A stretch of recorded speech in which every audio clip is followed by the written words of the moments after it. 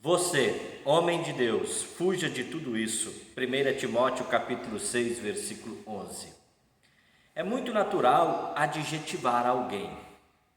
Alguns adjetivos, eles são bastante positivos: honesto, trabalhador, bondoso, amoroso. Mas há outros adjetivos que, na verdade, são bem negativos e acabam constrangendo outra pessoa e acabam também danificando a imagem moral daquela pessoa.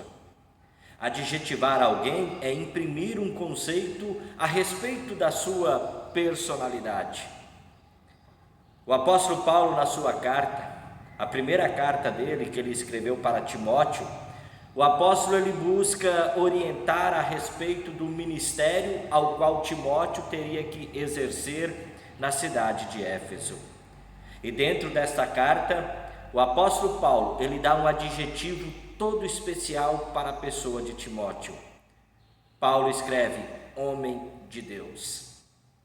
Em todo o Novo Testamento, nenhum outro homem, nenhuma outra pessoa recebeu essa designação: homem de Deus. Homem de Deus significa dizer alguém que pertence ao Senhor e Salvador Jesus Cristo.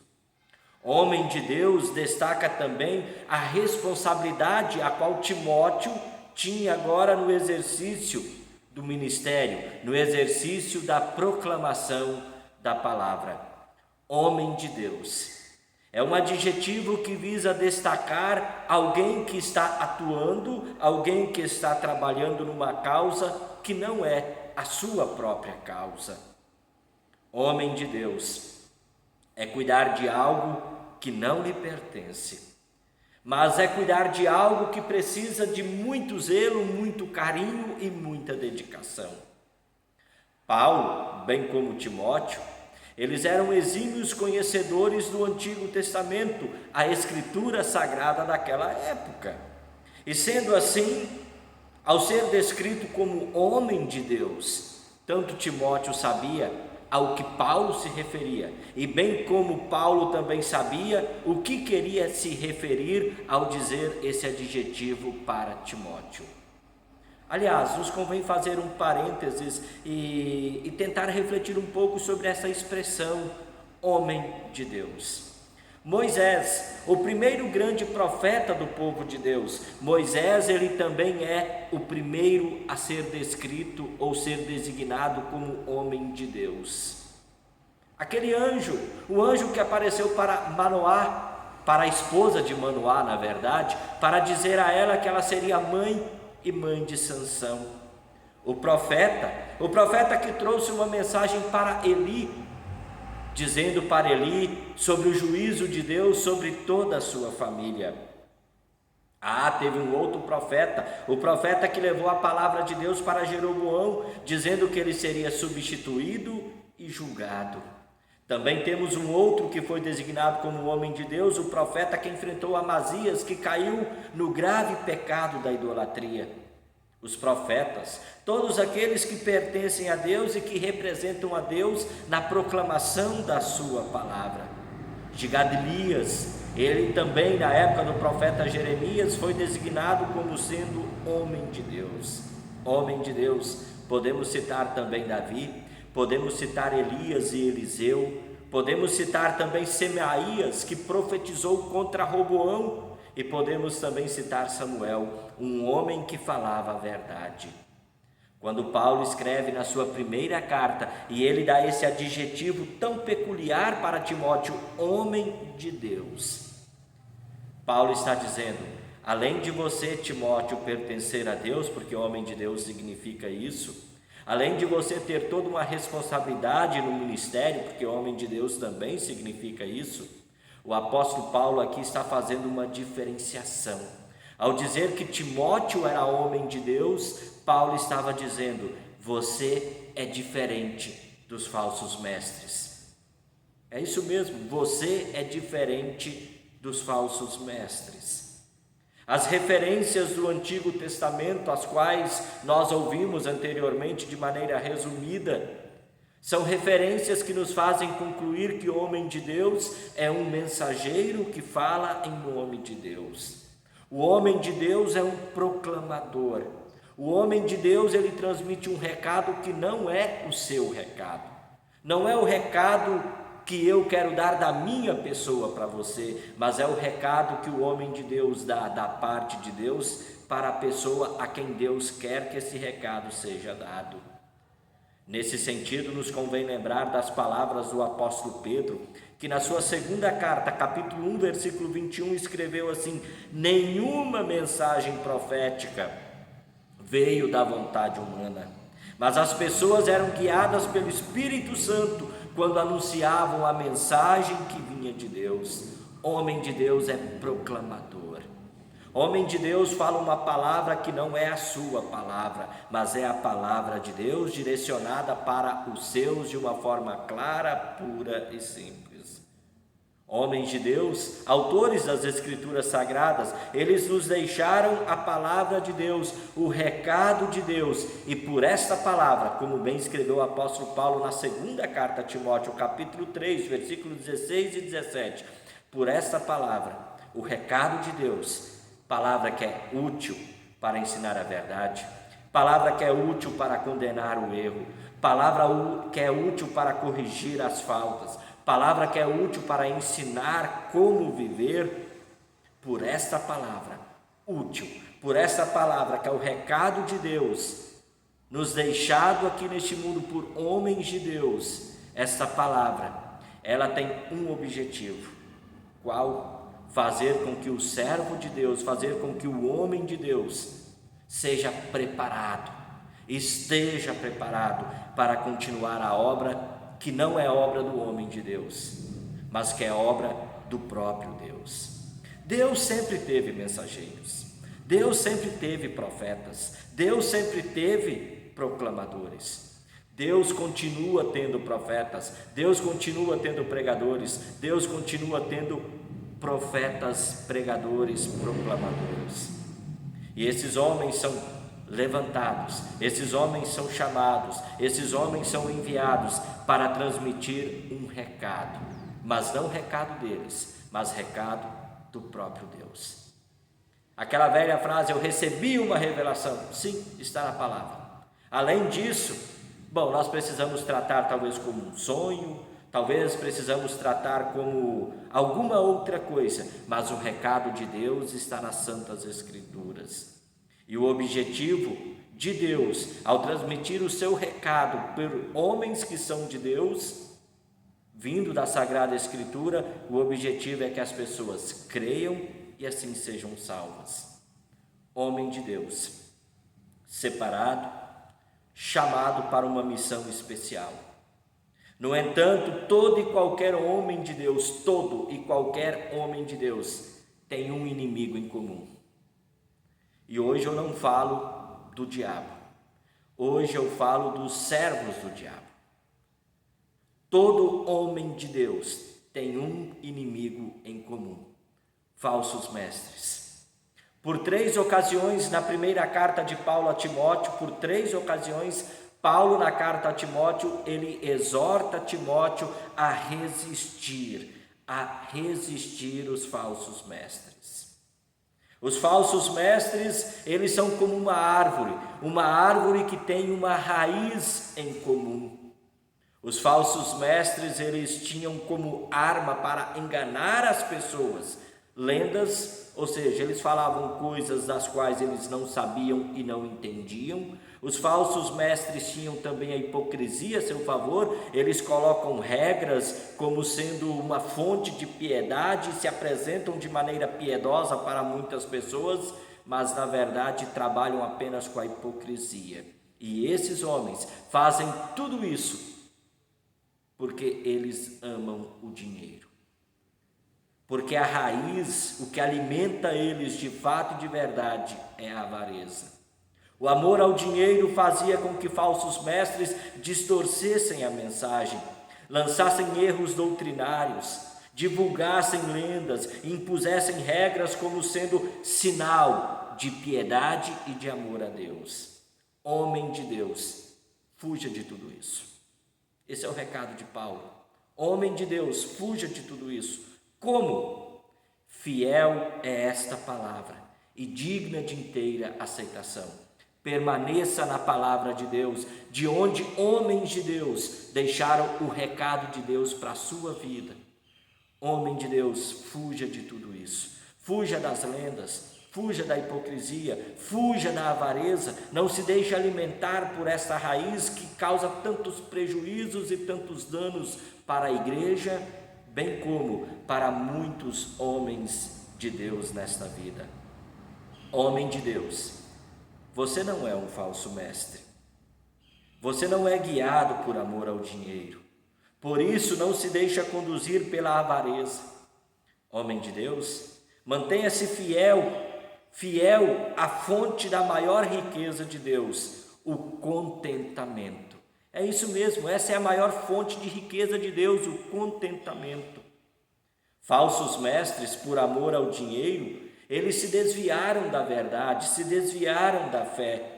E assim, por terem se desviado da verdade, por terem se desviado da fé, eles acabaram trazendo muito prejuízo para as suas vidas. Eles acabaram enchendo a sua vida de muito sofrimento.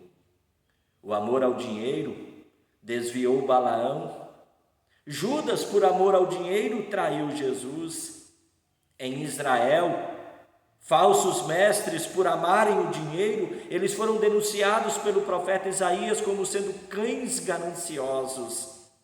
O profeta Ezequiel, ele alertou que profetas, falsos profetas, eram comprados por um punhado de cevada e um pouco de pão.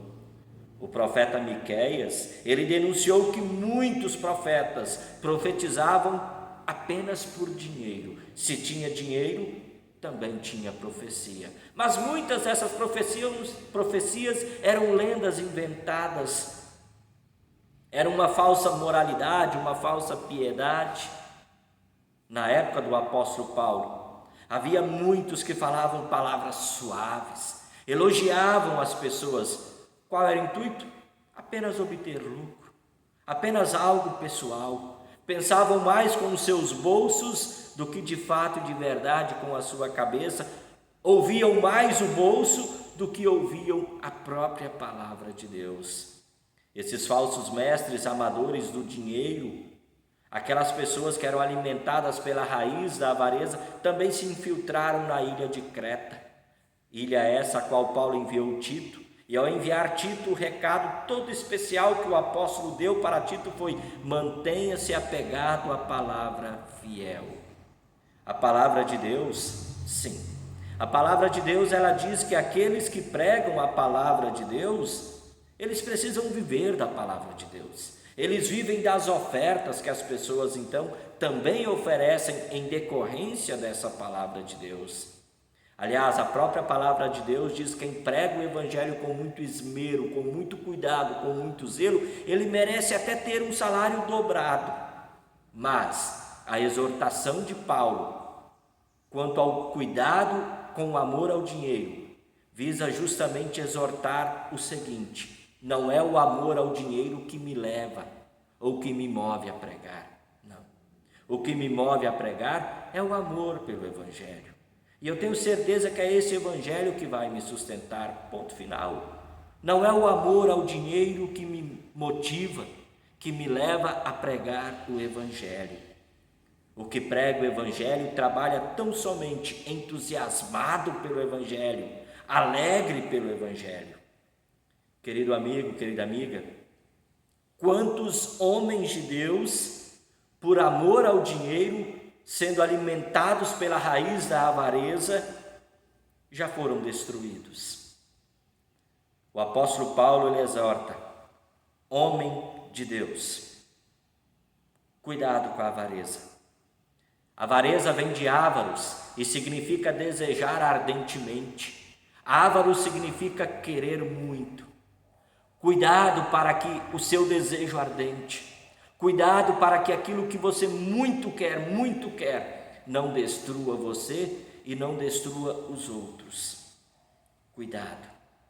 Cuidado, porque muitos falsos mestres, eles já por serem alimentados pela raiz da avareza, já se desviaram em erros doutrinários, enganam pessoas com erros doutrinários, eles ficam semeando lendas, eles ficam também vivendo uma falsa hipocrisia. Por quê? Porque eles são movidos pela raiz da avareza. Eles desejam tanto uma coisa, e essa coisa na maioria das vezes é a riqueza. Eles querem tanto ter uma coisa que, infelizmente, eles já se desviaram da fé e conseguiram desviar muitos outros da fé. Paulo, o apóstolo, ele sabia que o amor ao dinheiro era tanto da parte de muitos, que muitos homens, eles viviam uma falsa piedade, eles diziam estar próximos de Deus, mas na verdade já estavam longe de Deus, e muitos até fundaram igrejas. Nada muito estranho do que nós vemos nos nossos dias. Querer muito uma coisa, desejar ardentemente algo, trouxe enormes prejuízos para muitas pessoas, para a vida espiritual das pessoas, e continua fazendo isso. A avareza, o desejo ardente, o querer muito uma coisa, é como uma mulher sedutora, e uma mulher sedutora, ela não desvia só o olhar, mas ela desvia também o corpo inteiro de uma pessoa. Por isso, tenha muito cuidado.